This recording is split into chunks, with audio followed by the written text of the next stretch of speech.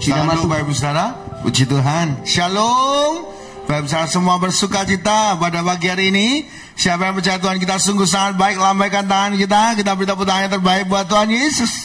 Terima kasih untuk tim Praise and Worship yang bawa kita menyembah Tuhan ya, masuk hadirat Tuhan. Bapak Ibu Saudara, hari ini saya ingin bahas mengenai 7 perkataan salib ya. Bulan ini tema kita sebab Dia hidup ya. Artinya kita menyambut Jumat Agung dan kebangkitan Kristus, yaitu Paskah ya. Bapak Ibu Saudara, saya akan bahas 7 perkataan salib ini dalam 4 khotbah dalam satu hari ini ya. Jadi hari ini pagi ini kita bahas 2, nanti siang 8:30 kita bahas 3 dan 4 ya, 10:30, 5 dan 6, seperti itu ya. Jadi Bapak Ibu yang rindu mengerti keseluruhan dari pembelajaran kita 7 perkataan salib, maka bisa mengikuti di YouTube ya, atau datang di ibadah berikutnya. Puji Tuhan, kita bahas ya perkataan salib 1 dan 2. Baik, misalnya perkataan salib ini dikatakan Tuhan Yesus ketika dalam kondisi menderita. Ya, bayangkan dalam kondisi tidak tidur, disiksa, dihianati ya. Jadi ini secara perasaan, secara fisik itu hancur ya. Dan cambuk yang dipakai itu cambuk yang ada tulangnya, ada batunya, ada kailnya. Jadi Bapak Ibu Saudara hancur lebur. Ya. Dikatakan dipakai kail mahkota duri. Ya, mahkota durinya 12 inci. Jadi Bapak Ibu, durinya bukan kecil, tapi 12 inci. Dan ditaruh di atas kepalanya lalu dipukul. Ya.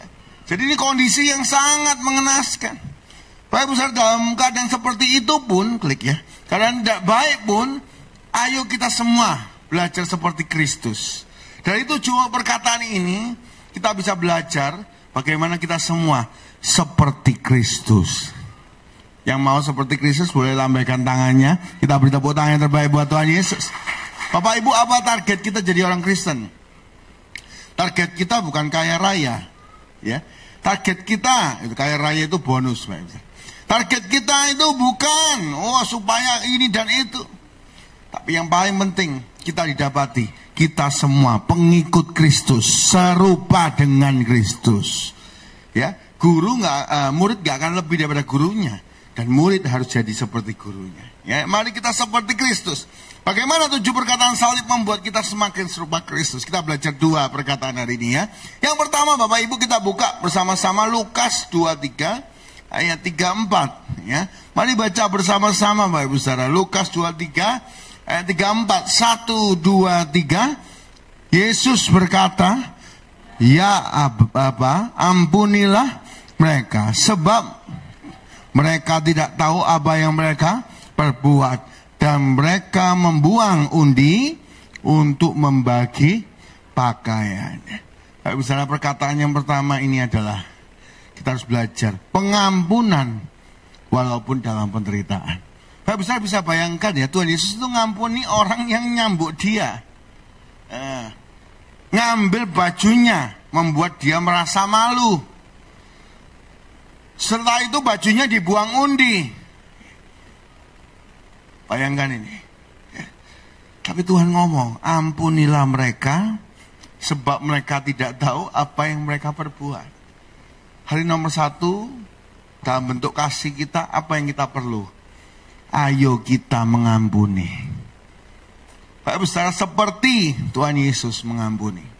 Ya, jadi Tuhan Yesus ngampuni siapa? Yang nyakiti, paling nyakiti. Wah, bisa bayangkan ya, ini nyakitinya luar biasa ya.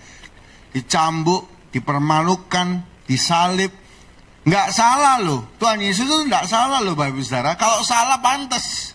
Ya, kadang kita merasa pantas orang yang dihukum karena berdosa. Dia tidak salah. Tak ada satupun kesalahan. Tapi dia mengampuni. Kita mungkin hari ini nggak salah, tapi kita dijahati.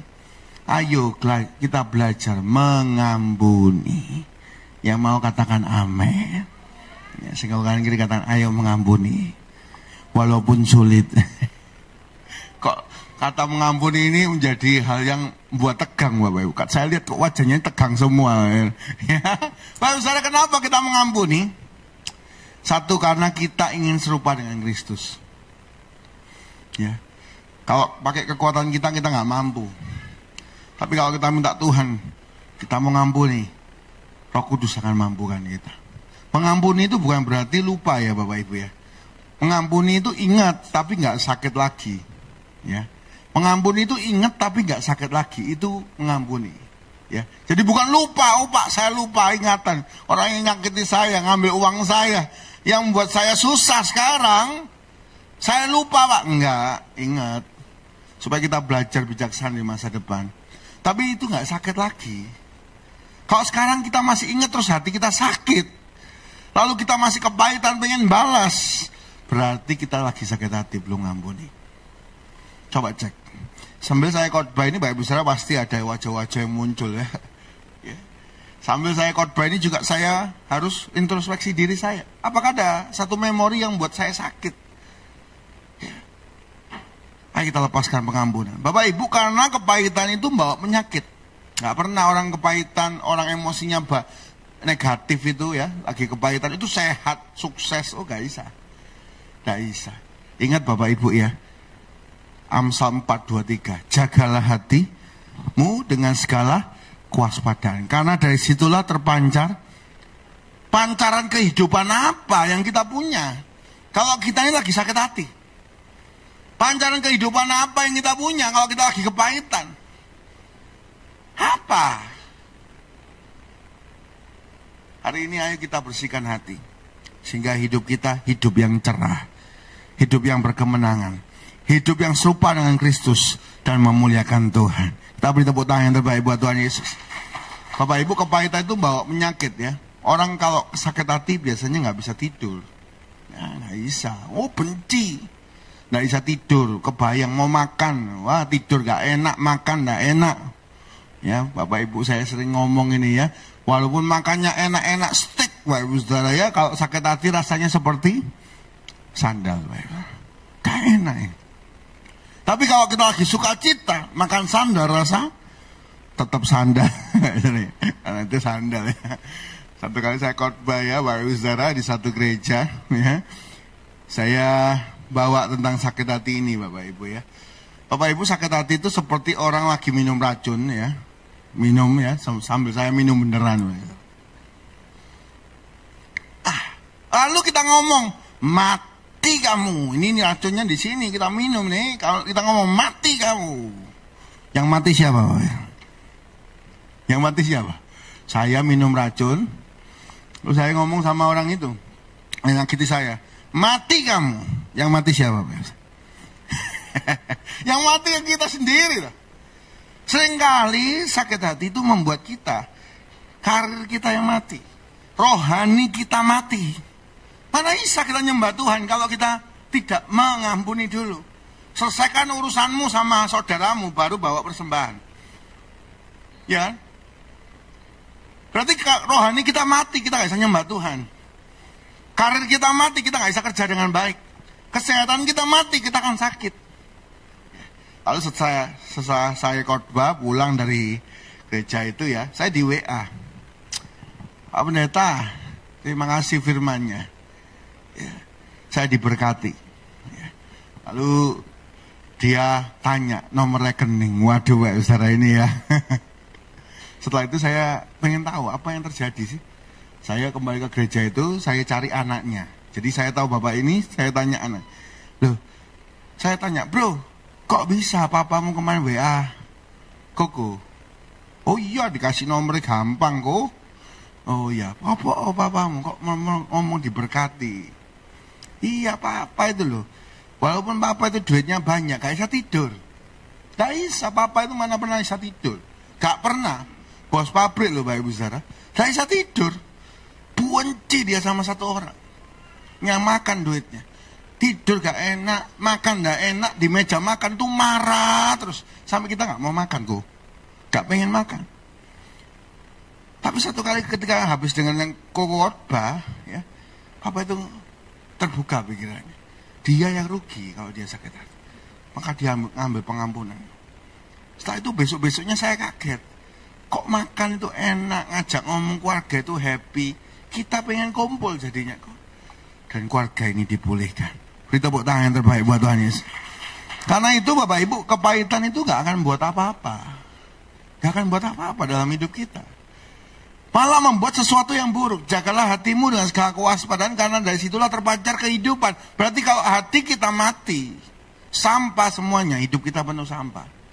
Ya, jadi sekali lagi Bapak Ibu, kepahitan itu nggak akan bawa apa-apa. Kita belajar dari seorang namanya Yusuf, ya. Anehnya setiap orang yang dipilih Tuhan itu selalu punya namanya tantangan ujian sakit hati. Daud, ya, Daniel, lo ada tantangannya sakit hati. Dia dibenci orang segitu banyak, ya. Termasuk juga Yusuf. Yusuf ini ada ujian namanya ujian sakit hati. Dia dijual sama saudaranya, mau dibunuh. Kita baca ya, Kejadian 50 20 sampai 21, ya. Kejadian 50 ayat 20.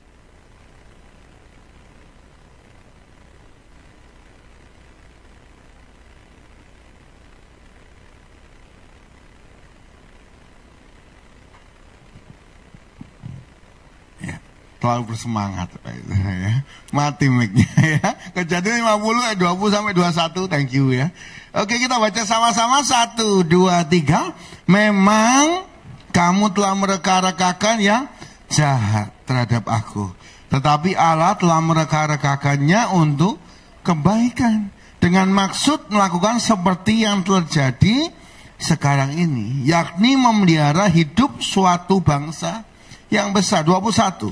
Jadi janganlah takut, aku akan menanggung makanmu dan makan anak-anakmu. Demikianlah ia menghiburkan mereka dan menenangkan hati mereka dengan perkataan. Jadi posisinya papanya Yusuf ini mati. Saudaranya tadi yang tadi 11 itu semua ketakutan, karena sekarang posisinya Yusuf adalah wakil, ya, wakil Firaun. Bapak Ibu Saudara, wakil Firaun megang bulog lagi. Bisa bayangkan apa yang bisa Yusuf perbuat sama mereka.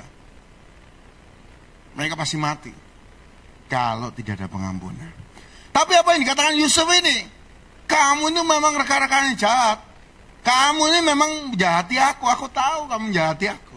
Tapi aku percaya Tuhan mengubahnya jadi kebaikan. Orang yang mengampuni itu imannya kuat, ya.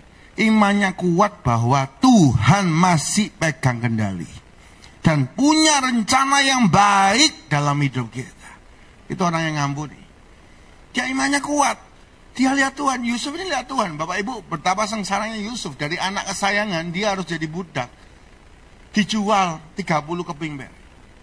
Dia harus kerja di rumahnya Potifar. Oh, anak kesayangan enggak usah kerja, kokonya kerja semua, dia di rumah.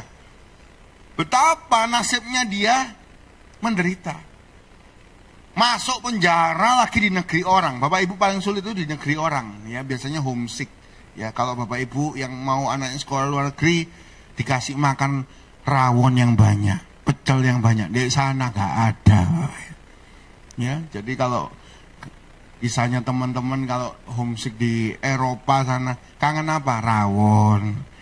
Kangen apa? Soto, masakan mama dan sebagainya, gitu ya. Karena setiap hari makannya roti terus, ya. Di sana masakan Indonesia mahal, di sini melimpah. Ya, bisa bayangkan ya, Yusuf ini di negara orang, dia gak lagi baik-baik saja, gak lagi kuliah Bapak Ibu, masuk penjara sekalian. Betapa menderitanya dia ini. Dia gak ada harapan hidup karena saudaranya. Loh, kenapa kok dia gak balas? Mumpung di negeri orang, kamu semua kakak-kakakku, tak buat kamu seperti aku, masuk penjara. Kamu biar ngasain apa yang tak rasain dulu. Kenapa Yusuf gak bisa seperti itu? Bisa. Tapi dia percaya setiap proses hidupnya Tuhan jadikan semuanya baik. Sampai dia ngomong, aku akan memelihara kamu, jangan takut. Bapak Ibu, saya mau beritahu ya, orang yang disakiti sama yang nyakiti itu pasti dianggap Tuhan yang ngampuni.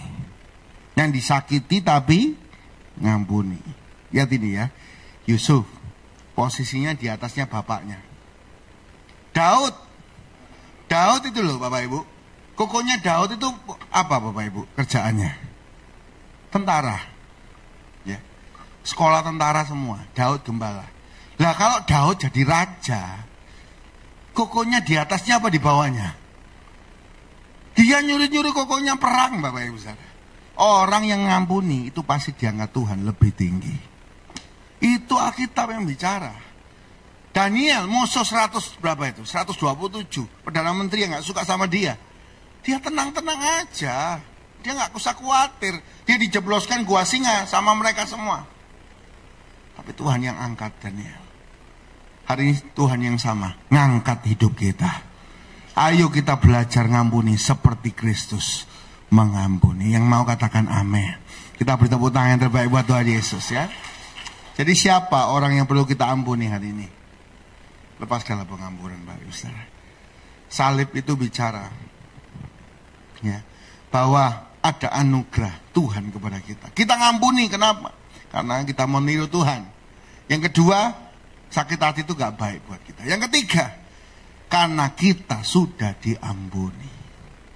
Ya Bapak Ibu, kalau dosa kita sama Tuhan dihitung, wes gak bisa terhitung. Tuhan ngampuni kita tanpa syarat. Saat kita percaya, anugerah. Kita semua juga, ayo mengampuni orang yang nyakiti kita. Yang kedua Bapak Ibu, perkataan yang kedua yang terakhir pagi hari ini, sesi pertama ya. Perkataan Kristus yang kedua, supaya kita bisa belajar seperti Kristus. Lukas 23:43. Mari kita baca sama-sama ya. Lukas 23:43. 1, 2, 3. Kata Yesus kepadanya, aku berkata kepadamu, sesungguhnya hari ini juga engkau akan ada bersama-sama dengan aku di dalam Firdaus. Ini kata-katanya kepada siapa Bapak Ibu Saudara? Kepada penjahat di sebelahnya. Bisa bayangkan Bapak Ibu ketika Tuhan Yesus disalib, itu pasti bisa memberitakan kabar baik. Hari ini juga kamu sama aku di Firdaus. Loh, orang lagi sakit loh Bapak Ibu. Orang lagi menderita loh. Bisa memberitakan kabar baik. Hari ini yang kedua, beritakanlah kabar baik walau dalam keadaan menderita. Pak, saya lagi finance-nya sulit, keluarga saya lagi sulit, ini lagi sulit, lagi gak sehat dan sebagainya. Tetap beritakan kabar baik. Ya. Bapak Ibu, ini tugas kita. Ya. Dalam kondisi menderita sekalipun, ya, ada penjahat ini yang jadi percaya. Bapak Ibu, ada yang tanya, Pak, penjahat ini kan belum dibaptis, Pak. Kok bisa masuk surga? Ya. Bapak Ibu, baptisan itu nggak menyelamatkan. Ya. Yang menyelamatkan itu iman kita kepada Tuhan. Baptisan itu tanda apa? Kita ngakui, aku ini benar-benar orang percaya. Itu loh Bapak Ibu. Proklamasi. Nah, karena itu baptisan nggak menyelamatkan. Iman yang menyelamatkan. Tapi kita semua kalau punya kesempatan, masih sehat, kenapa nggak baptis? Kenapa nggak baptis terus melayani Tuhan? Bapak Ibu Saudara, Tuhan Yesus memberitakan kabar baik. Kabar baik harus diberitakan apapun kondisinya. Ya, 2 Timotius 4:2-3. Ya, kita baca sama-sama. 2 Timotius 4 ayat 2-3. Mari kita baca sama-sama Bapak Ibu Saudara. 1, 2, 3. Beritakanlah firman. Siap sedialah, baik atau tidak baik waktunya. Nyatakanlah apa yang salah. Tegurlah, dengan nasihatilah dengan segala kesabaran dan pengajaran. 3. Karena akan datang waktunya orang tidak dapat lagi menerima ajaran sehat, tetapi mereka akan mengumpulkan guru-guru menurut kehendaknya untuk memuaskan keinginan telinganya. Jadi kalau hari ini kita suka baca firman Bapak Ibu, kita pasti suka ngomong kabar baik. Dan kabar baik itu penting sekali dalam hidup kita. Klik ya. Kabar baik adalah obat bagi jiwa yang lelah dan putus asa.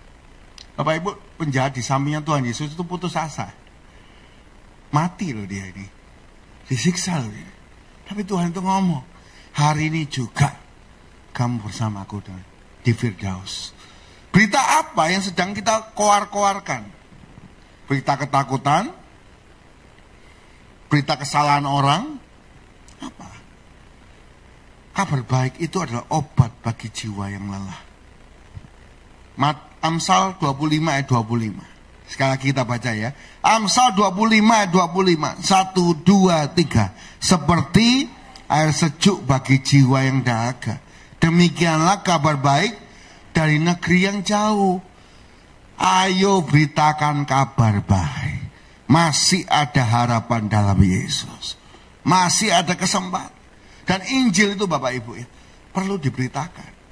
Ayo beritakan Injil. Bapak Ibu, kita jangan kalah sama tukang roti. Satu kali ada tukang roti, dia kalau keliling itu dia teriak, roti keju, roti coklat, roti kacang. Roti keju, roti coklat, roti kacang. Roti keju, roti coklat, roti kacang. Dia teriak. Terus tiba-tiba ketika dia lewat, tabrakan Bapak Ibu. Dar! Jatuh, semua orang lari. Ada apa Pak? Ngomong sama tukang roti. Dia sambil setengah pingsan yang ngomong, ada roti keju, roti coklat, roti kacang ya. Pak Ustaz, sebenarnya itu adalah sebuah kebiasaan. Kita kalau nggak biasa ngomong kabar baik, kita nggak biasa untuk menyaring filter kabar yang kita dengar. Kita dengarnya jelek terus. Kelemahannya orang, dosanya orang, salahnya orang. Loh ini untuk apa bagi hidup kita? Gak ada untungnya. Kalau kita mau bertumbuh, ayo kita kumpul sama orang yang memikirkan Tuhan. Satu, bagaimana menyenangkan Tuhan, bagaimana memuliakan Tuhan. Dua, yang memikirkan ide-ide yang baru, bagaimana kerja yang baik, bagaimana ide kerja yang bagus. Itu yang penting Bapak Ibu. Jangan ngomongkan orang. Kalau ngomongkan orang gak ada habisnya. Ayo kita semua jadi pembawa berita kabar baik. Mungkin hari ini teman kita lagi susah, beritakan kabar baik. Masa depan kita di dalam Tuhan. Yeremia 11. Masa depan yang apa Bapak Ibu Saudara? Masa depan yang cerah. Bukan rancangan kecelakaan. Rancangan damai sejahtera dan penuh berkat Tuhan. Kita beri tepuk tangan yang terbaik buat Tuhan Yesus. Bapak Ibu, ada seorang bernama David Livingstone. Satu kali dia diundang di Universitas Amerika. Mereka semua tahu David ini adalah seorang penginjil. Dan semua anak-anak kuliah itu pengen mengolok-olok David. Ya. Mereka siap-siap ngolok. Ayo kita olok-olok penginjil ini. Supaya dia malu. Gitu ya. Lalu apa terjadi ketika diundang? Mari Mr. David Livingstone maju ke depan. David Livingstone itu berdiri. Baik besar. Dia berjalan sambil kakinya ini pincang.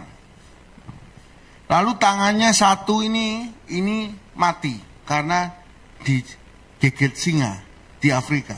Jadi tangannya satunya gantung ini Bapak Ibu. Satunya bisa jalan. Matanya sudah robek satu. Jadi dia buta satu.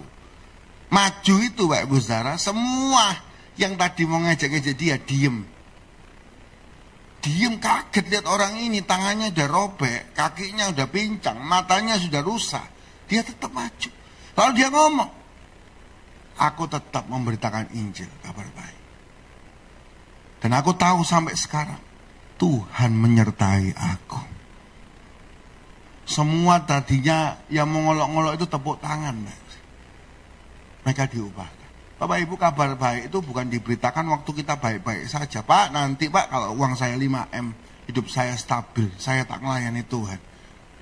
Yakin Bapak Ibu bisa sampai? Oh Pak, nanti Pak kalau sudah semua anak saya mapan dan sebagainya. Bapak Ibu, ngelayan Tuhan itu kesempatan itu gak pernah datang 2 kali. Selagi ada kesempatan, ayo kita beritakan kabar baik kepada teman kita, kepada saudara kita, kepada setiap orang yang kita ketemui. Engkau butuh Yesus dan hidupmu akan diubahkan.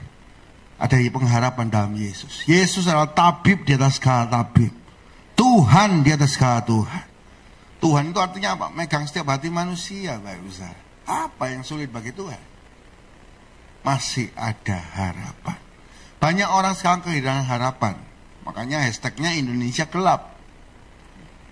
Ayo kita semua, jemaat Tuhan, GBT Makassar Babatan, semua hamba Tuhan, ayo kita bawa pengharapan dan terang bagi dunia. Tuhan berkati kita semua. Pemain musik mari maju ke depan. 2 perkataan Kristus di atas kayu salib yang harus kita tiru. 1, pengampunan. Ayo kita mengampuni, Mbak Ibu. Karena kepahitan itu gak akan membawa apapun yang baik dalam hidup kita. Yang kedua, ayo kita beritakan kabar baik dalam keadaan apapun. Biarlah hidup kita memuliakan Tuhan.